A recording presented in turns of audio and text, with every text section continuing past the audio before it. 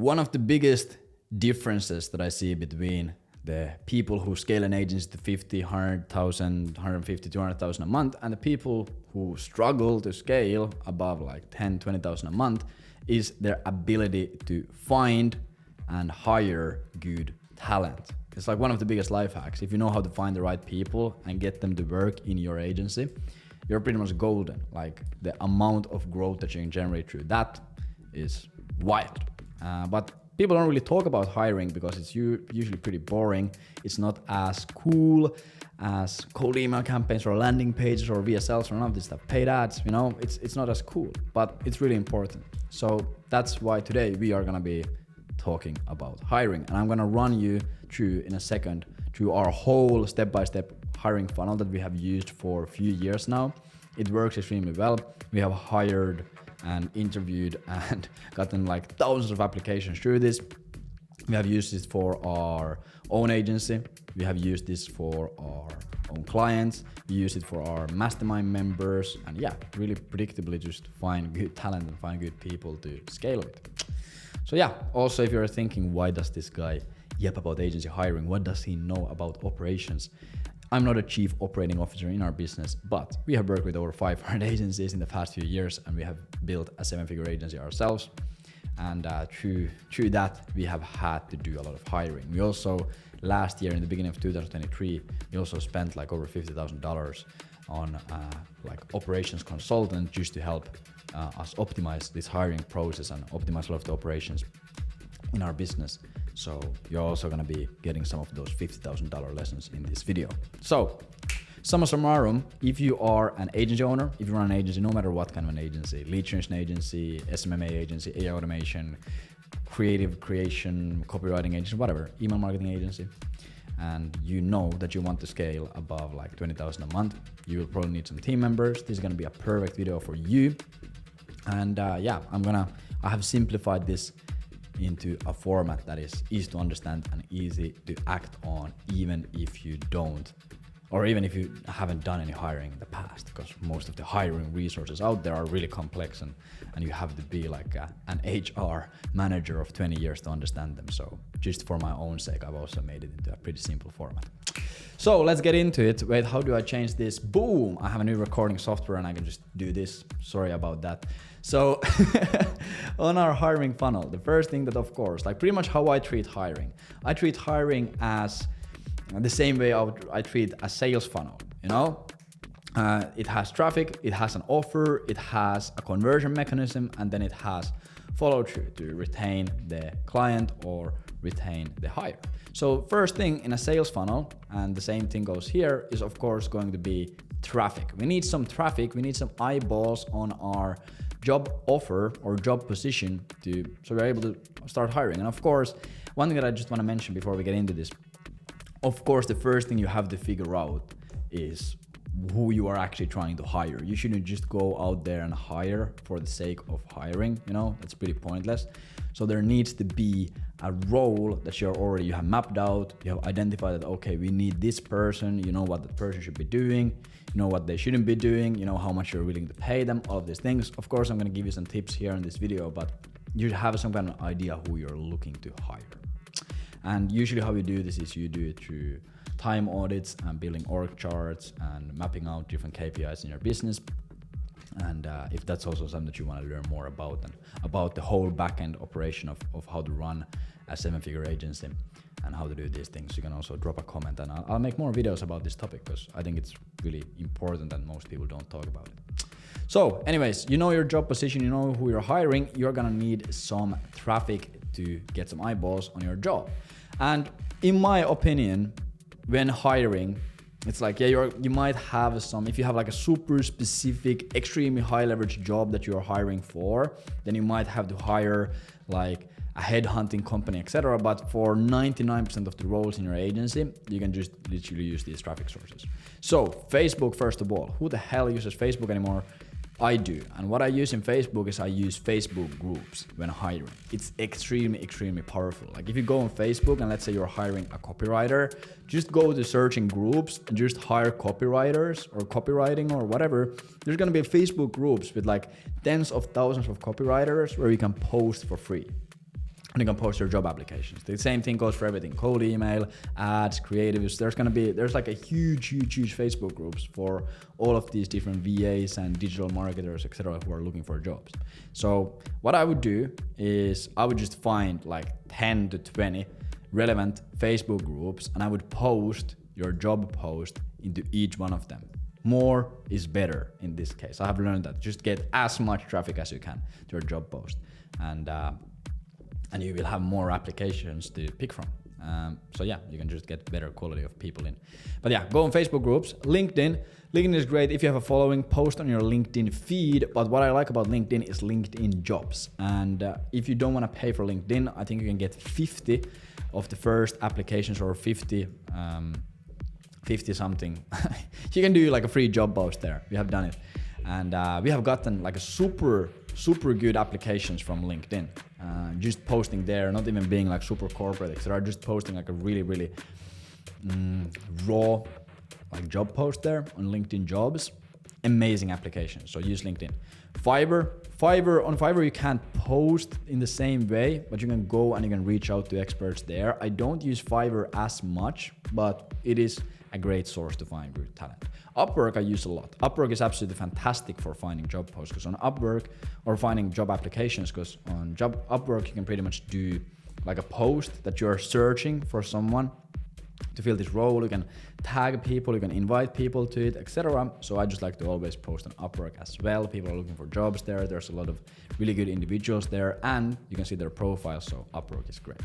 X, not that good of a platform, but if you have an audience in X, or if you know someone who has an audience in X, aka Twitter, use Twitter. The same goes for Instagram. There really is no groups, etc., or IG. But if you have an audience there, even if you have like 500 of your like old hometown friends, just post it to your story. You know, like sometimes your friends are like, holy shit, this is actually something for me. I'm really getting into this. So you might find some good people there, and you might already know them beforehand, so you have a bit of a better trust already built with them. And the last thing is your network. Can't focus on enough on this. Network is huge. Asking your friends, asking your colleagues, if you're in a mastermind, hitting them up. Like for example in AV, like we do a lot of hiring there just by someone is like, hey, we need a copywriter. I'm like, okay, this guy's a copywriter. I'll just ask him.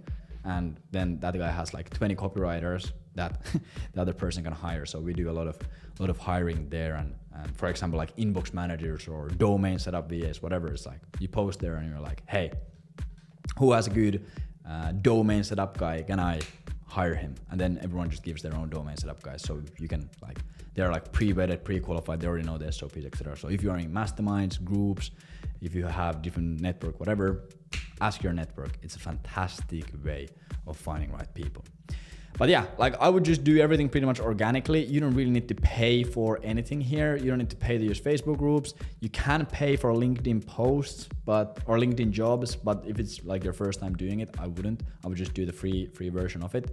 Upwork, you can pay to invite more people to it, but I have never needed to do that. So Upwork free, X free, IG free, network in some cases free. If you're in a mastermind, of course, that is probably gonna. There's going to be some kind of a membership fee to join that. But once again, you don't need to run any paid ads. You don't need to hire headhunting companies. You don't need to hire placement companies. Just use these sources. So yeah, you're going to take all of these sources. And the first thing you do is you do a platform specific post with a hook, with a quick brief of position, and also a CTA to check out more information. So the same way how you would post an ad to sell a product or book calls on these platforms, you do the same way with job posts. I see it exactly like as a sales funnel. And an example of this is like, let's say you're hiring an inbox manager for your agency. This is actually a post that I have personally posted on Twitter. Of course, depending on the platform, it might change a little bit how you format it. Some platforms you do to keep it more corporate, some more raw, somewhere you have to give a bit more information. It's gonna depend a bit, but this is, for example, just a post that I pulled up from my Twitter. Hiring an inbox manager. We are hiring an inbox management position. We're hiring for an inbox management position at our B2B growth marketing agency. Some with plus 6 months of cold email experience, able to work the EEST time zone. Can't fucking remember what it stands for. Eastern Europe Standard Time, maybe. 6 hours a day, and then high compensation and opportunity to grow and advance the company. If you want more information, click the link below. And then I just had a link below to our job information document that I'm gonna show to you in a second. But yeah, you just take this, a post like this, really simple, a hook. I know that there's a lot of people looking for inbox management jobs in my Twitter audience, so I didn't need to do a crazy hook here. I could just post this and I knew that this would be interesting, but you just do a hook. What are you offering, to who, when, how much they can make, what can they benefit from it? A bit more context on what you're actually doing. We are hiring for this and this and this. Few bullet points to make sure that people can immediately see if this is for them. Is the time zone doable for them? Do they have the experience? How long is the part-time job? Is it a full-time job? Is it in person? Is it remote? And also, I always like to mention high compensation, because we always pay high compensation, because that's how you get A players. Like, also one thing about if you are not sure how much to pay your the people that you hire is you can think about it like this. There's gonna be like different grades of employees that you can hire. You can hire absolute A players. These are the fucking best. These are like killers. You can have B players, C players, D players, and pretty much the lower you go, the worse their skills are, the worse their motivation is, the worse their discipline is, the worse their communication is. They are just pretty much a worse team member to hire, you know? And what I have seen is that you can literally pay 20% more than you would pay normally. Like normally you would like hire B players, but if you pay 20% more than normally, or that the standard is, you can get A players, and A players usually have 5 to 10x output than B players. They are so much better. They are fucking 5 to 10 times better. So it's a pretty asymmetric bet. You're spending 20% extra, but you're getting 5 to 10x return on your money. So I would just recommend always paying 20% above the average in the market and just hiring A players. Even if it's more expensive, it is gonna truly pay off. I guarantee that. But yeah, you take this, you go and you post it on Facebook groups, you post it on LinkedIn jobs, you post it on Upwork, you post it on X, IG, you ask your network, you change the message a bit that you're using to make sure it fits the context and fits the platform, but pretty much just quick bullet points, hook some bullet points, what you're offering, and CTA to a link below.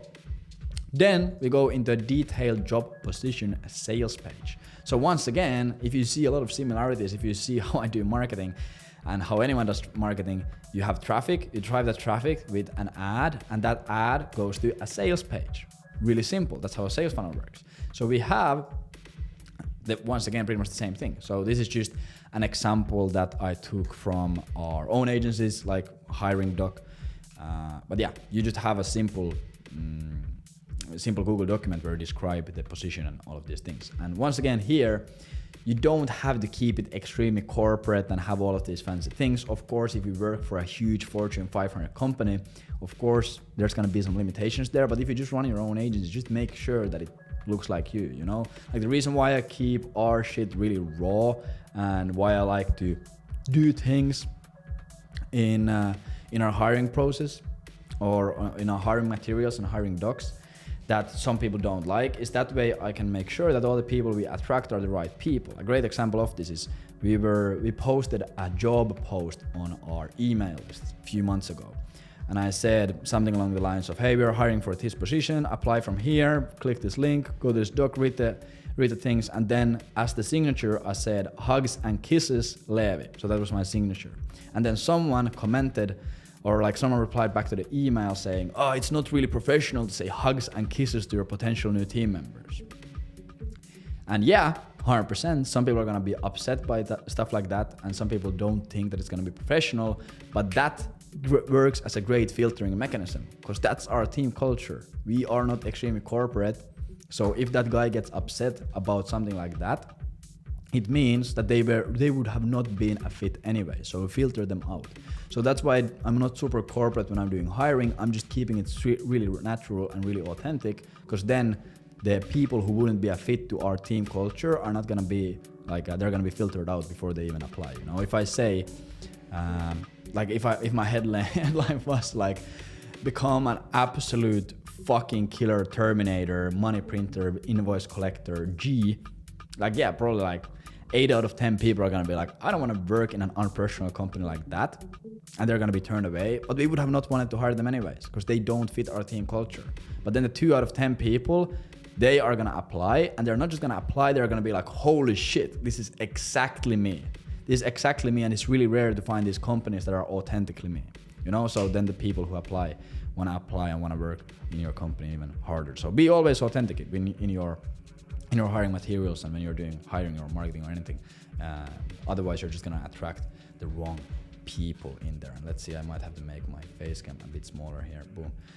So you have a headline like you would have in a sales letter: become an absolute money printer as a remote SDR with Finance GC. I like to bullet point this because people, even though it's common sense that you should probably read through it's pretty common sense that you probably should read through what you're applying to. Most people don't. It's fucking crazy. So I have this, read the whole document before applying.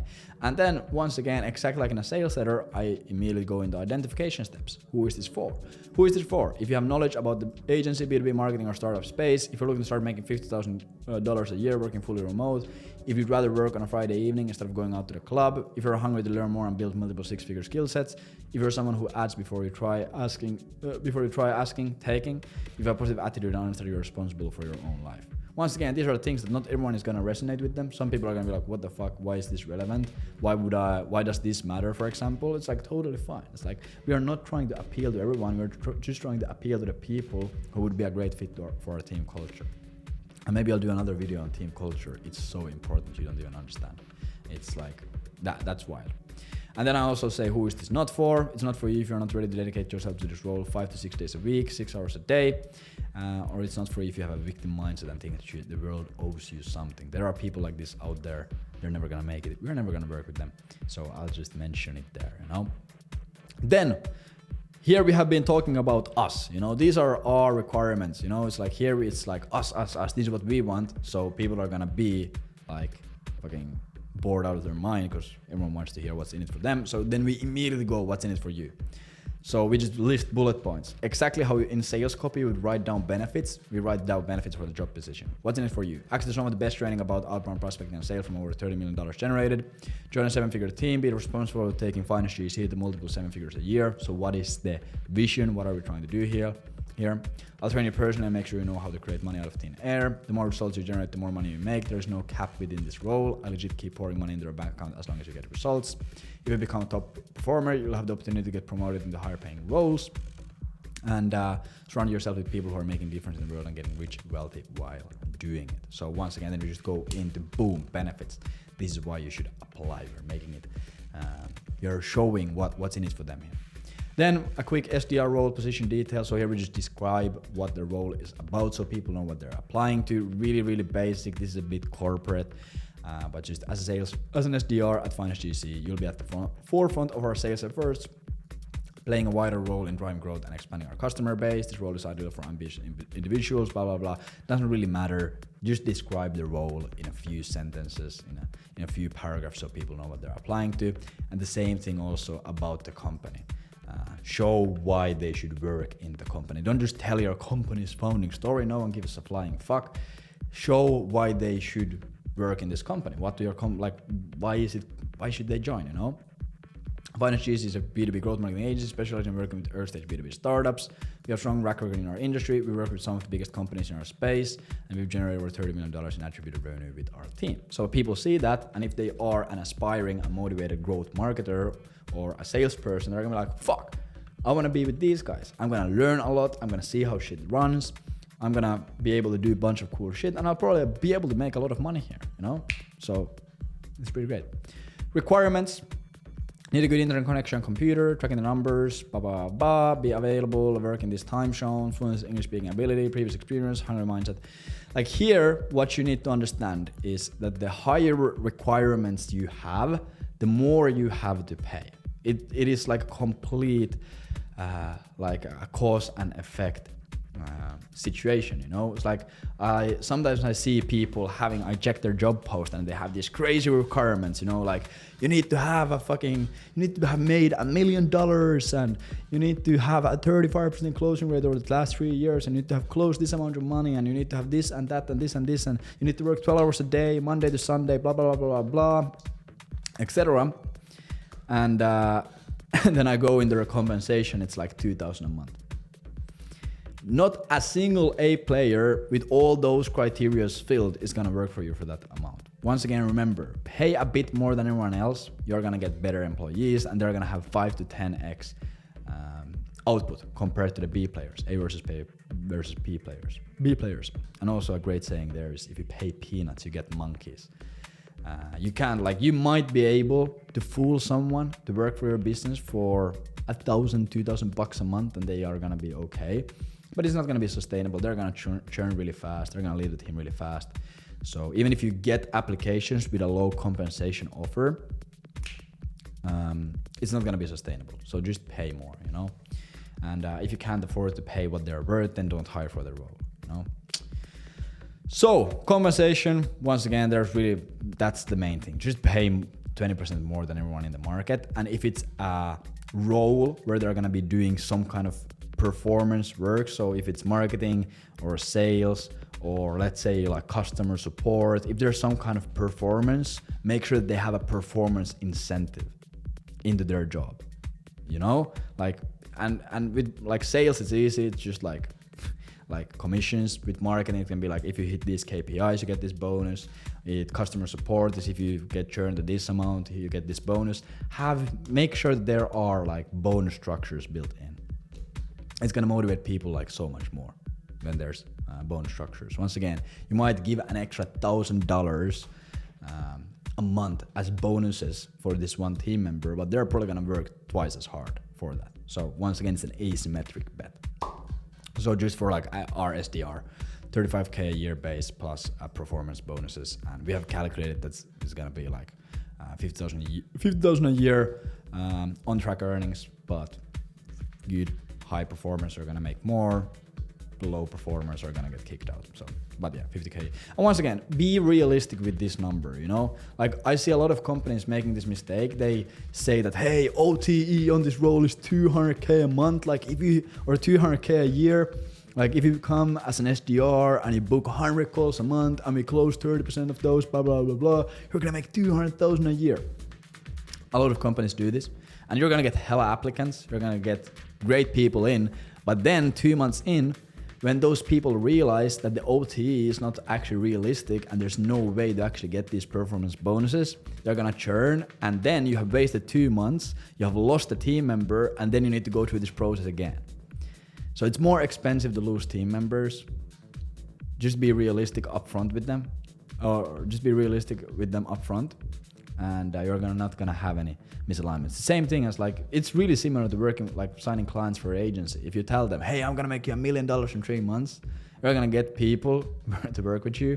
But then in a month, when they see that, holy shit, these guys are not gonna make me $1 million, they're gonna all churn. And then it's gonna be more expensive for you to go out and find more clients because you have negative word of mouth working against you, etc. So be realistic when you have bonus structures and shit like this. And then just call to action. What's gonna happen next? Fill out the form below, send a short 2 to 3 minute video, wait for me and my team get back to you. If you're qualified, I'll inform you via email to schedule an interview with you. Training starts as soon as possible, and then you just have a link to apply for the role. So literally just do this. Like if you're hiring, just map these things out. Just figure out who this is for, what kind of person you want to have in your team, what's in it for them, what kind of benefits they are getting, quick summary of the position and the quick summary of the company. What kind of requirements do they have? Remember, the higher the requirements, the more you have to pay, and the less applications you're gonna have, and compensation, and this. We literally do this every single time. Works fucking well. Then all of these, like people go from these platforms, they go to this post. From this post, they go to the document that I just showed, and then they're gonna go to an application form. So when they click here, they're gonna go to an application form. And once again, this doesn't have to be anything fancy. We literally just use Google Forms and it works fucking perfectly fine. Plus it gives you the data in a really nice Google Sheet form. So here, once again, like a golden rule on this is the more questions you have and the more energy and effort you want them to put in to fill out the application, the less applications you're gonna have. You know, if you have 35 questions, you're probably gonna have 5 times less applications than if you have 10, you know? So really think, like, really make sure that you're only asking like questions that matter. Like don't ask questions just for sake of asking questions. Like every single question that you add is gonna drop your applications. Like we're gonna have, if you add a question that takes like hella long to answer, it's like write down your whole life story and your 3-year plan. If you add that, once again, it's like you're gonna lose like 50% of your applications. So only ask shit that matters, and it's gonna really depend on the role. And I'm also gonna talk about that in a bit later. But here, for example, we just ask first and last name, best email, where are you based in? Do you have any previous experience in B2B sales, appointment setting, or marketing? If yes, please describe your past experience in detail. What kind of results did you achieve? Who did you work with? For how long? And for example, adding this question, we're gonna lose applicants by adding this question. But because we know that we are offering a really good position, we have good compensation, we have a good company for people to work in, and we are really good at driving traffic to these pages, we know that it's gonna be fine. We're gonna get still enough of applications, and it's gonna be worth it. You know, it's like it's gonna be fucking worthless to have like 1,000 bad applications with no data. You have to hire everyone out of those 1,000. So if you have a good job, a good company, and you know how to drive traffic, you can go pretty hard on the questions. You're gonna get less applicants, but it's gonna be worth it. If you are doing this for the first time, have less questions so you can, and you'll have to do a bit more interviews.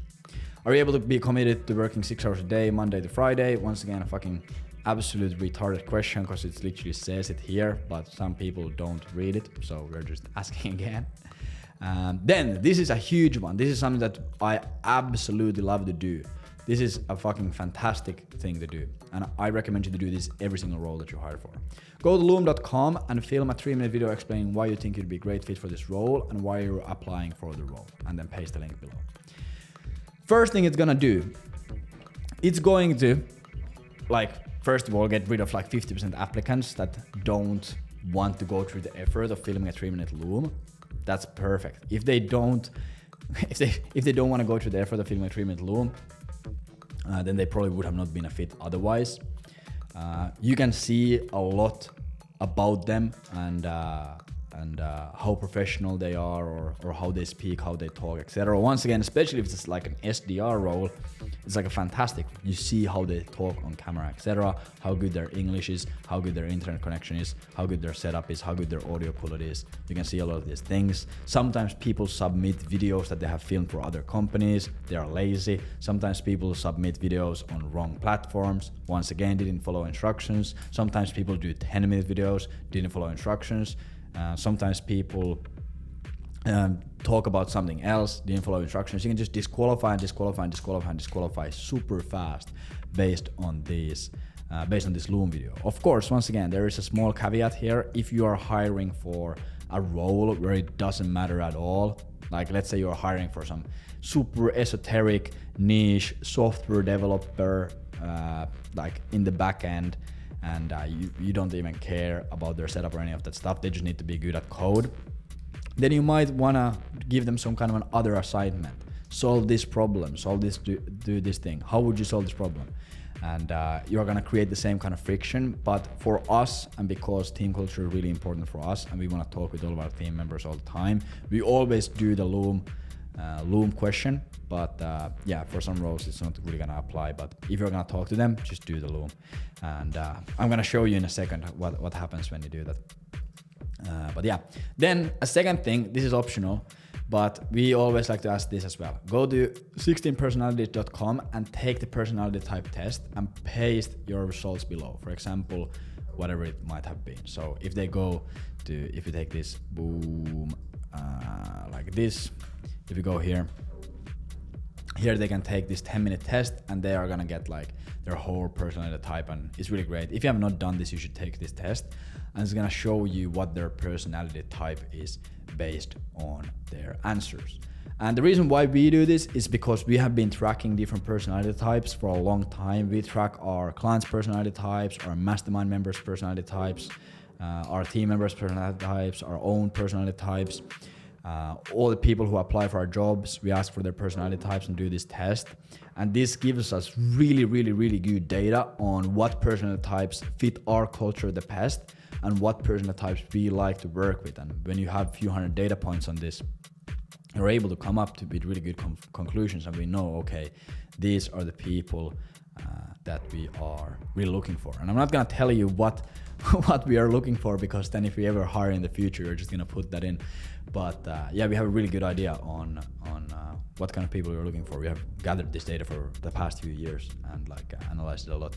So it's really useful. It tells a lot about the people. It's not gonna always be 100% accurate, but it gives you a bit of direction. It's like a nice bonus. We're not gonna disqualify someone based on that, or we're not gonna qualify someone only based on that factor, but it's like a great bonus. If I see their application is good, their Loom is good, I hope in an interview they're good, and they're also one of the personality types that we're looking for, it's like, fuck, perfect candidate. So it helps us make decisions. And if there's like two really similar candidates that are like equally as good, but one of them has a personality type that we have better experiences with, then we can like make a decision based on that. So something that you might want to do, or maybe not, I don't know. And then we just ask, when could you start if hired, and anything else you'd like to share. And super simple, you just put this here in the document, and all these answers go to a Google Sheet and Google in the backend. So, boom, you do an application form, and then all of these applications go into a Google Sheet, and you review these applications and you grade them in A, B, or C grades. And here pretty much what you're doing is A grade people are the people who you think are the best fit. B grade are like great, but they are not completely perfect, or they are not like super exciting. And C are the people who you're not gonna hire at all. And yeah, this is pretty much what it looks like.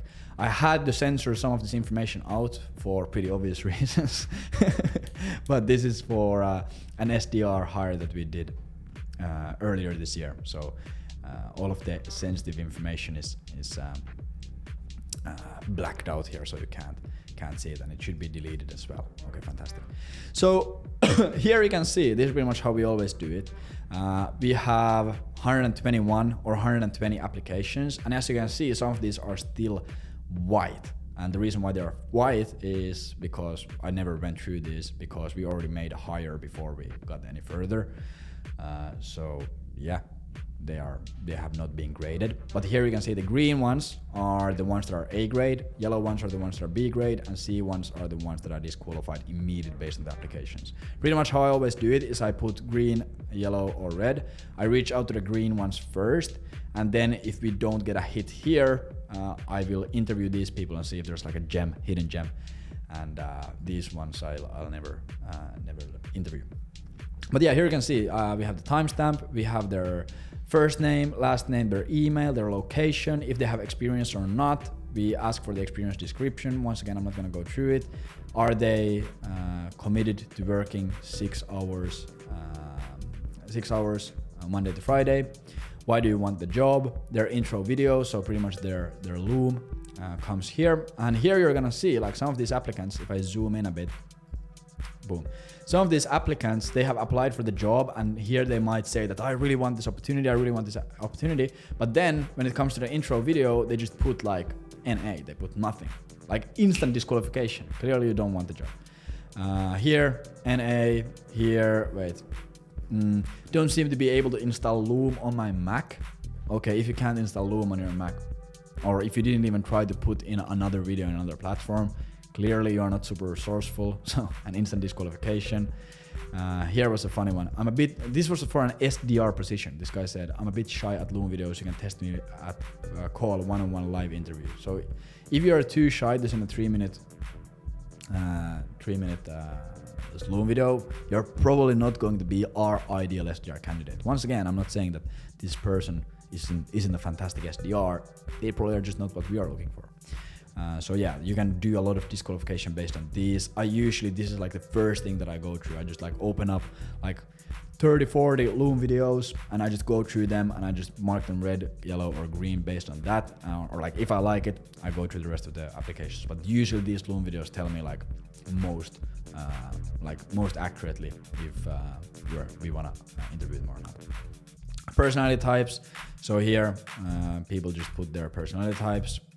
In someone doesn't put the personality type. For example, this guy didn't put the Loom or the personality type. Clearly not a fit.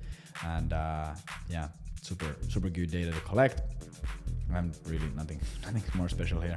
Some people they do it wrong.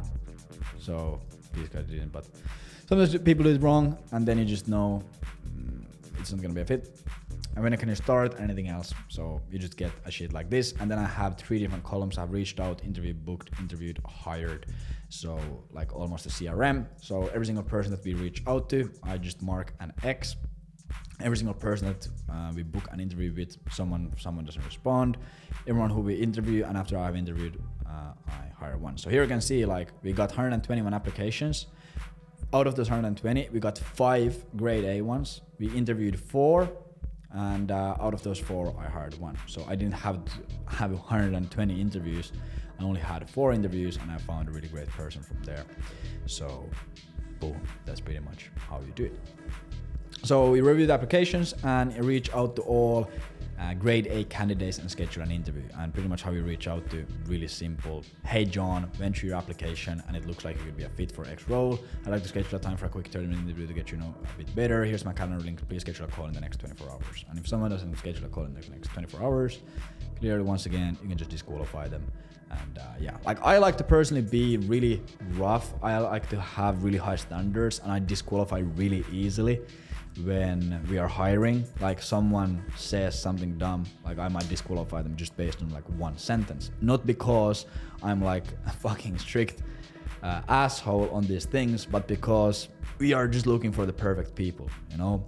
And finding the perfect person is really hard. And if someone doesn't fit our criteria, our perfect person, it doesn't mean that they are not absolutely amazing at what they do, and that they are not absolutely amazing people. They are probably fucking great people and great at what they do. But once again, we have our own skewed perception of what kind of people we are looking for, and it's like the fact is that 95% of people are not gonna fit that mold, and it's completely fine. It doesn't mean that they're not good.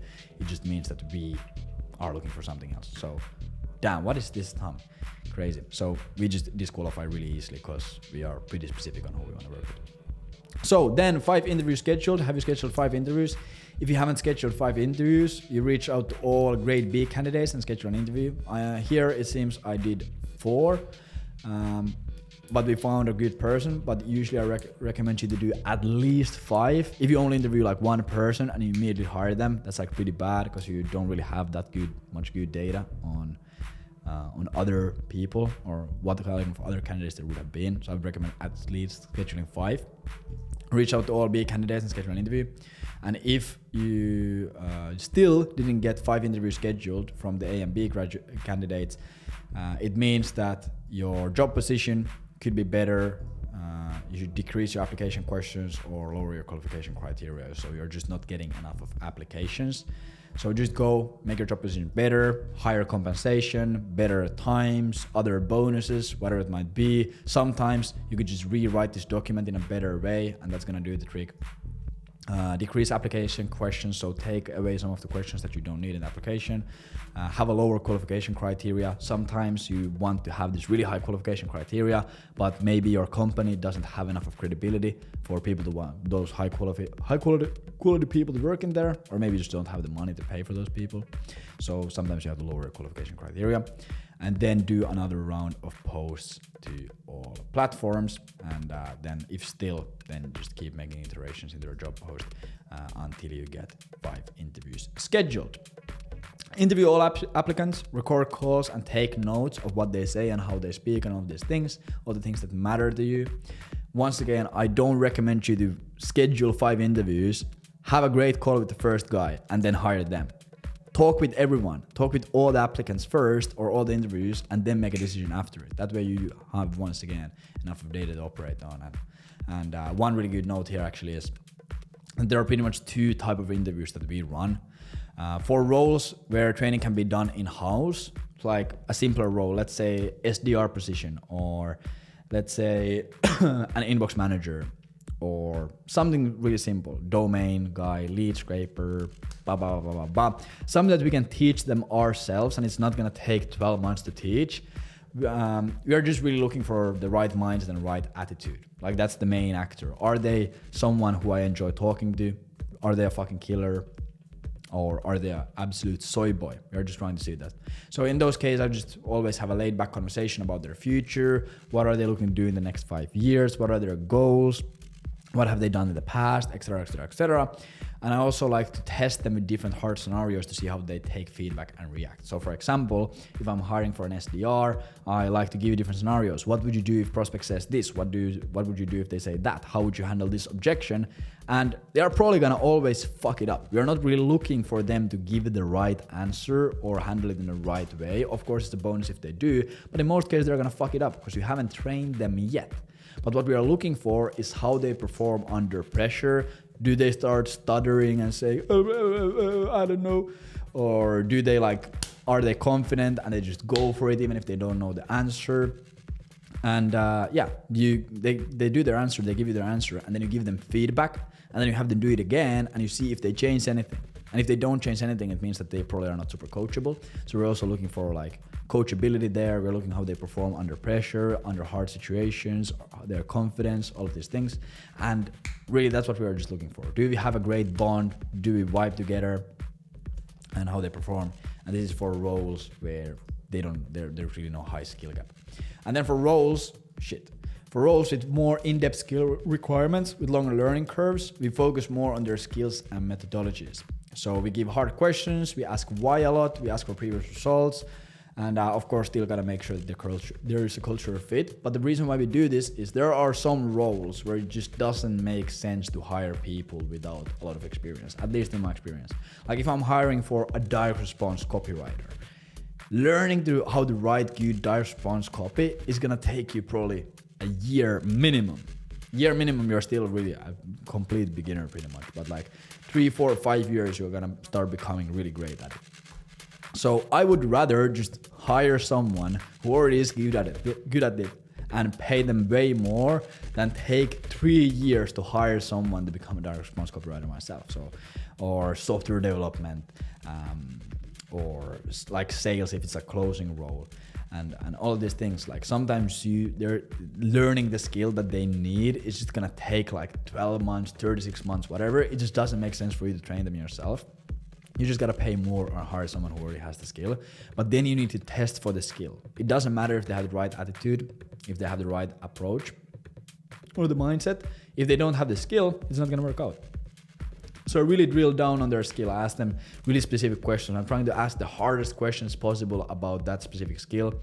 And if I don't know about the role enough, I bring someone who does. If it's software development, I bring someone who knows a lot about software development, and I just grill them hard as hell, and I try to get examples and see example projects, etc., just to make sure that they actually have that skill. Otherwise, if you don't go really hard, if you go really loose on it, you might miss some really key details or key gaps in their skill. And they're not gonna be fucked. So that's just how I do interviews. And those are the differences between those two kind of interviews. But then we're done the interviews. Have you found the perfect applicant? If not, you just do another round of posts to all platforms. So you just go back and you drive more traffic. Sometimes that happens. Sometimes we are hiring for jobs and we have to do 3 rounds of traffic, finding traffic for it. It's fine. It happens. And you shouldn't just hire someone because it's convenient. Let's say you do 5 interviews, none of them are really great, and you're shit, I don't really want to hire any of them, but I can't be asked to do another round of interviews or another round of traffic or interviews. Don't hire anyone. It's gonna be so fucking expensive to hire the wrong person. And then you reach out to the perfect applicant, and you schedule an onboarding call. And there is a completely new or a different process to the onboarding call.